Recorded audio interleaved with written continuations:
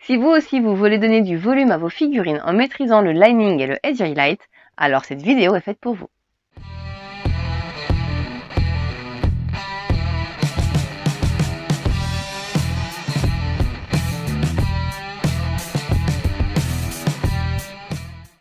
Bonjour à tous, j'espère que vous allez bien.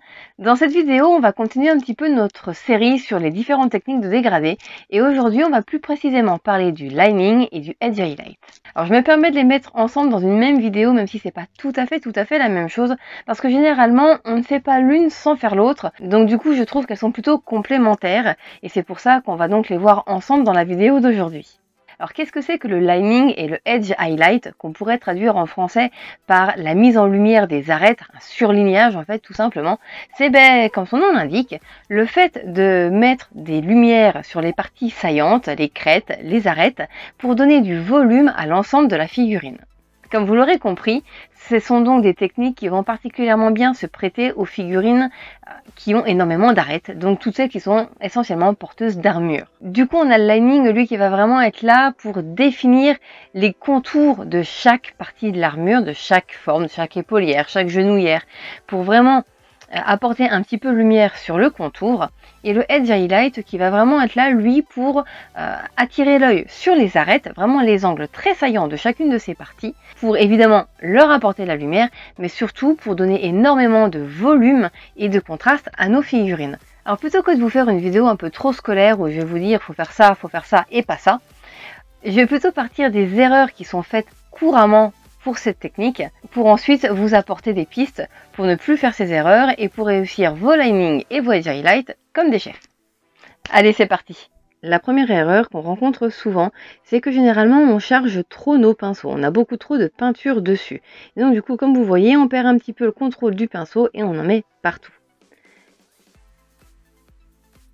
Pour garder donc un maximum de contrôle sur son pinceau, l'idéal c'est donc d'avoir peu de peinture dessus et donc de venir le ressuyer sur du papier absorbant, histoire de garder suffisamment de peinture pour faire un trait fin et continu, sans avoir besoin de recharger, mais pas trop épais non plus, et comme ça on n'en met pas partout.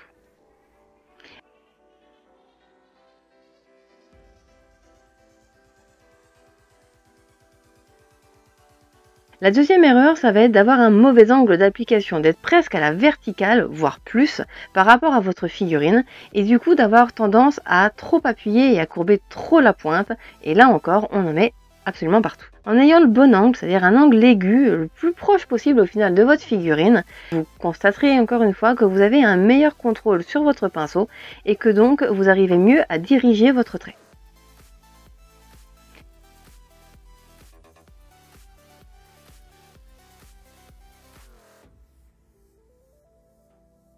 Troisième erreur, utiliser un pinceau abîmé. On se dit, bon, je vais appliquer sur mes arêtes, ça risque d'abîmer un petit peu mon pinceau, donc du coup, je prends un pinceau qui craint pas grand-chose. Et là, grosse erreur, parce que du coup, encore une fois, on perd énormément de contrôle, et du coup, les poils qui se baladent, ils en mettent partout, et après, on a plein de choses à rattraper. Sauf que des fois, c'est pas toujours possible de rattraper toutes les erreurs. Ça fait des surépaisseurs et c'est pas très joli. Donc l'idéal, c'est d'utiliser un pinceau avec une bonne pointe, bien fine, bien effilée, et surtout pas de poils en bataille.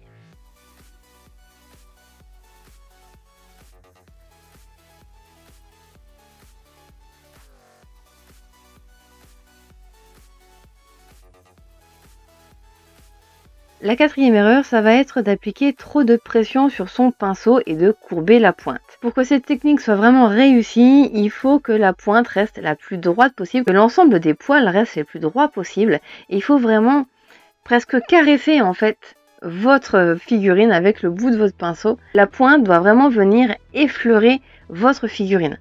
C'est pas grave si on est obligé de repasser plusieurs fois pour que ça marque, mais au moins vous êtes sûr d'avoir quelque chose de vraiment fin et délicat.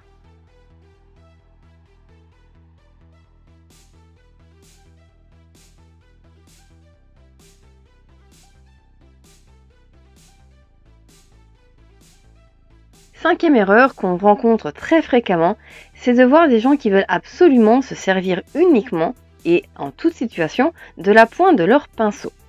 Pour certains endroits, c'est indispensable, c'est inévitable évidemment, mais essayez de privilégier au maximum l'utilisation du plat de votre pinceau. vous aurez quelque chose de beaucoup plus net, de beaucoup plus fin, et sur certains détails, vous verrez beaucoup mieux la transition entre votre couche de base et votre éclaircissement. Après, évidemment, pour certains endroits, vous ne pourrez pas faire autrement que d'utiliser votre pointe, mais pour tous les endroits où vous en avez la possibilité, le plat du pinceau sera vraiment le plus adapté.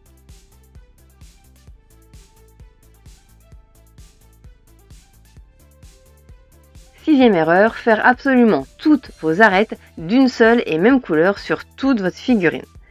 Il ne faut pas oublier que le but de cette technique, c'est vraiment de mettre à la fois en lumière vos arêtes, mais surtout de donner du volume à votre figurine. Or, si vous faites absolument toutes vos arêtes d'une seule et même couleur, ça ne va pas lui donner énormément de volume, puisqu'au final, vos parties les plus éclairées auront la même intensité que les parties les plus sombres. Donc en fait, il faut vraiment appliquer un dégradé de couleurs sur toutes vos arêtes et aller vers le plus clair, là où les parties sont les plus lumineuses. Donc vraiment les arêtes les plus hautes et toutes les parties qui naturellement recevront le plus de lumière. La septième erreur, ça va être d'avoir de mauvais appuis. Il ne faut pas essayer de peindre une figurine façon acrobate, les bras en l'air, en tenant son pinceau de manière certes très artistique, mais le plus éloigné possible des poils. Parce que, encore une fois, et vous aurez compris que c'est ce qui est vraiment très important dans cette technique, on perd énormément de contrôle sur notre pinceau et le fait de ne pas avoir d'appui sur la main qui porte la figurine, ça a tendance à nous faire trembler et donc du coup, on fait des loupés. Alors que si la main qui tient votre figurine est bien à plat sur votre plan de travail ou sur votre table et que votre main qui tient le pinceau est bien calée sur votre poignée de peinture, déjà vous avez fait le plus gros du travail. Ensuite, n'oubliez pas de rapprocher vos doigts au maximum des poils de votre pinceau.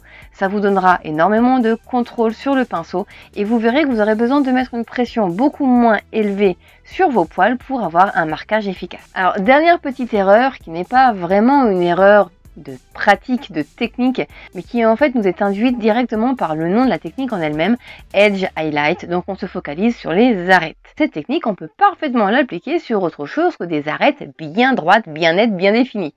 D'ailleurs, on en a parlé un petit peu il y a 15 jours dans la vidéo sur comment peindre une cape. Vous avez vu au final que tous les plis et les replis de ma cape, je les ai peints avec cette technique de faire plein de petits rehaussages, plein de petits traits sur tout l'ensemble de mes creux et de mes arêtes, sur tout l'ensemble de la cape de ma figurine. Et au final, c'est exactement la même technique puisque je suis venue à chaque fois appliquer un dégradé de plus en plus progressif sur toutes les parties qui étaient mises en lumière. Alors, ça marche pour les arêtes, ça marche pour les tissus vraisemblablement, mais vous pouvez tout à fait vous en servir pour d'autres utilisations. Et c'est ce que j'ai fait sur cette figurine-ci, où on voit que certaines parties ont été traitées de façon très traditionnelle. Vous voyez les pièces de tissu qu'il a au niveau de son bâton, au niveau de sa barbe, la pièce, l'espèce de grande pièce qui pendouille de son bâton. Je les ai peints de manière traditionnelle, on va dire, avec un lining sur mes arêtes, somme toute très classique. En revanche, j'ai aussi appliqué cette technique de lining sur tout le reste de la figurine. Si vous regardez attentivement, vous verrez qu'il y en a sur sa peau, au niveau de son visage, il y en a sur le front, il en a sur le nez. Au niveau de ses mains aussi, c'est particulièrement bien visible. L'avantage, c'est que du coup, ça permet de donner un côté un petit peu plus âgé à ma figurine, en lui en ayant fait des simili de rides, là où la peau a un peu creusé, et ça lui donne beaucoup de charme. Donc je m'en suis également servi aussi sur tous ses vêtements, sur sa cape bien évidemment, et on voit donc que c'est une technique qui mérite à ne pas être négligée et à ne pas être utilisée uniquement que sur les arêtes. Ce serait bien trop dommage parce qu'on peut vraiment créer des effets très sympas avec. J'ai évidemment profité de cette vidéo pour remercier toutes celles et ceux qui nous soutiennent sur Tipeee. Grâce à vous, on peut vraiment se consacrer beaucoup plus à ce projet et à tous ceux qu'on a encore dans la tête. Merci à tous.